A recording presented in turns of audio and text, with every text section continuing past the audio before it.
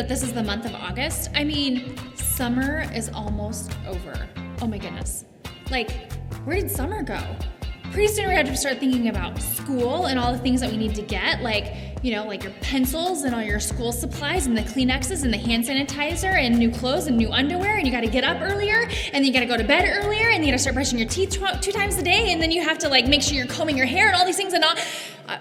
I need to slow down here. I mean, we should really just enjoy the, last few weeks that we have left of summer before we really go that far into it. What fun things have you guys been doing this summer?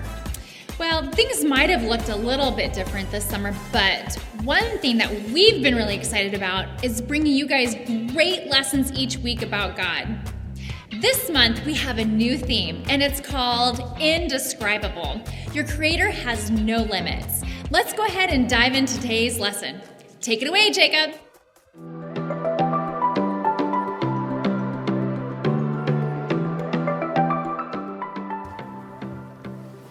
What's up, everybody? My name is Jacob, and today I want to talk to you about creativity, because there's so many different ways to be creative, right? You could be like a creative actor. Alas, poor Yorick. I knew him well. Who's Yorick? You got the wrong skull, kid. Oh. You could be a creative dresser.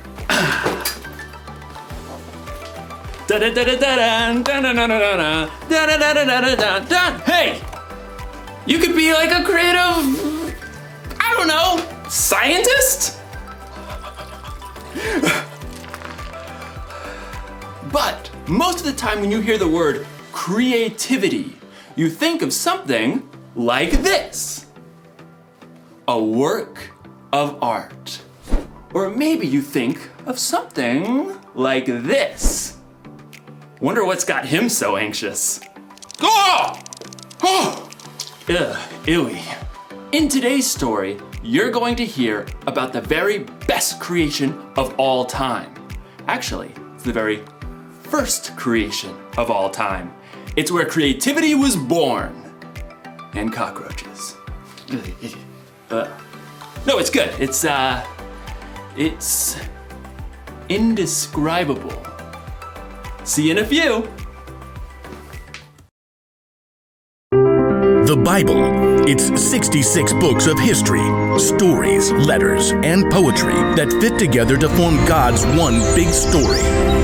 The epic adventure of how He created us and loves us so much that He made a way to rescue us. As we travel through the Bible, from Genesis to Revelation, we discover people who met God and found their lives changed forever. Now, for an amazing story, inspired by the book of Genesis, chapters 1 and 2. In the beginning, the very beginning, before the first breath, before the first flash of color, before the first moment in time, there was nothing. Nothing. Nothing except God. But when God saw nothing, He saw a blank canvas. He saw the perfect backdrop for a work of art beyond imagination. So, God created. From absolutely nothing, He brought forth the heavens and the earth. But there was no shape or form.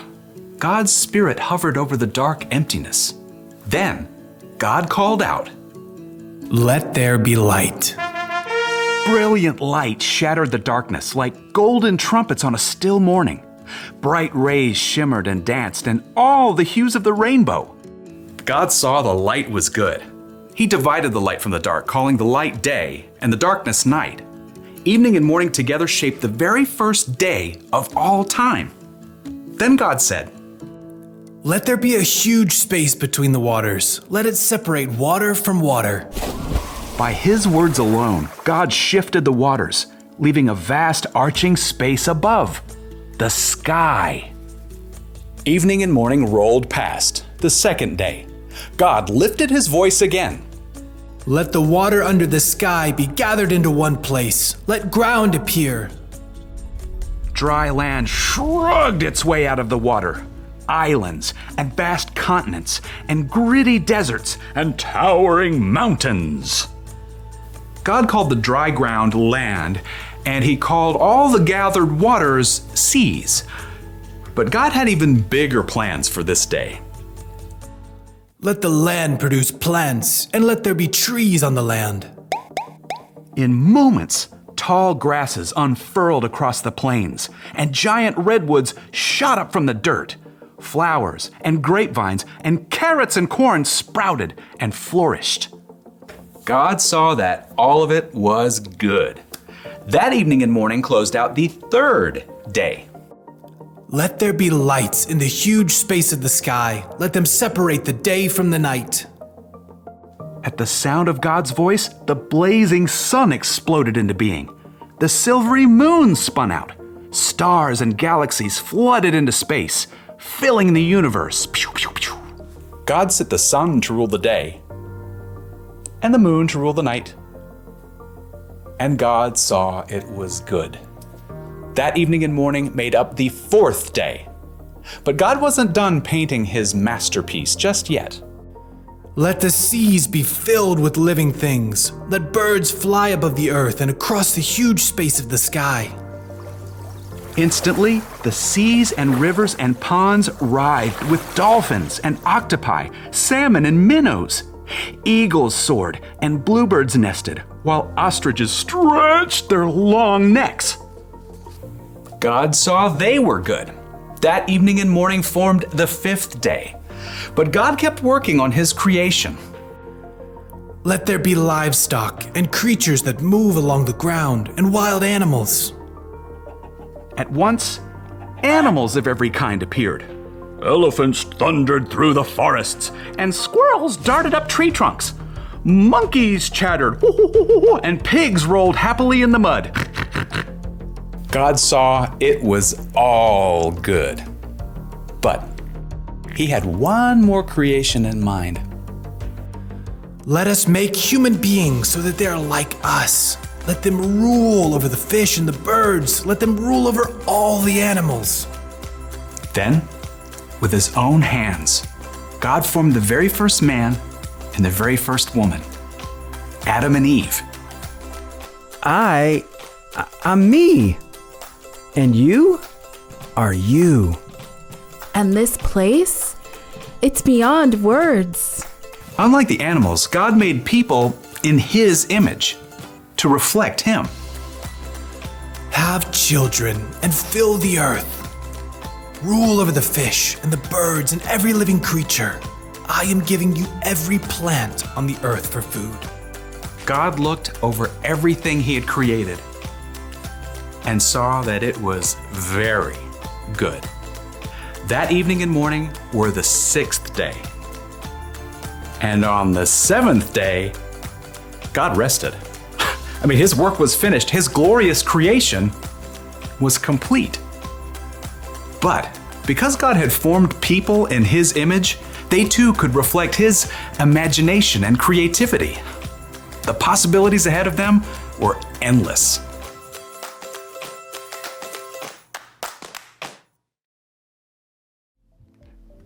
Okay, I just thought of another way to describe creativity.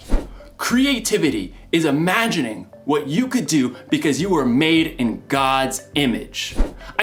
God created everything, right? He made the stars and the planets and the mountains and the oceans. He made dogs and cats and elephants and ostriches. But when he made us, it got personal. God made us so that we think and feel and act tiny bit like him. We are made in his image. So check it.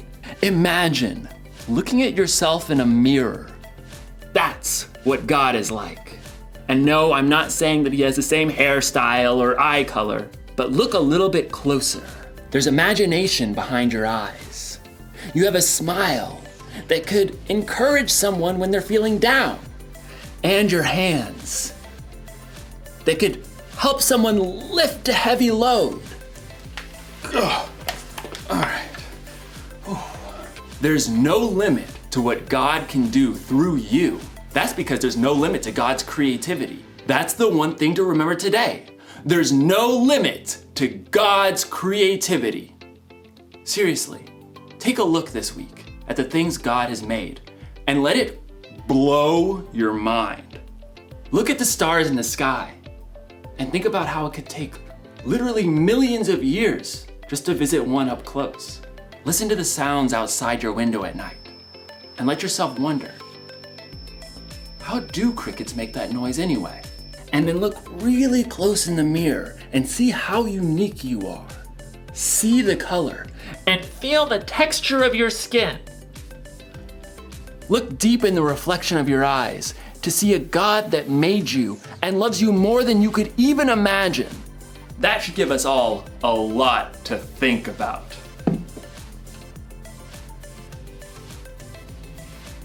No wonder this guy's a statue.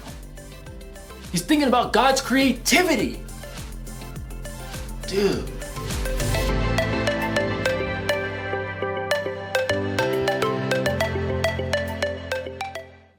Wow, it is really indescribable to even think about how God created everything, including us. I mean, everything in our entire body works so precisely that if it didn't, we would just be a bunch of mush, right? And that brings me to today's bottom line. There are no limits to God's creativity. Well, that's it for this week. Be sure to follow the links below to continue the lesson, and we'll see you guys right here next week.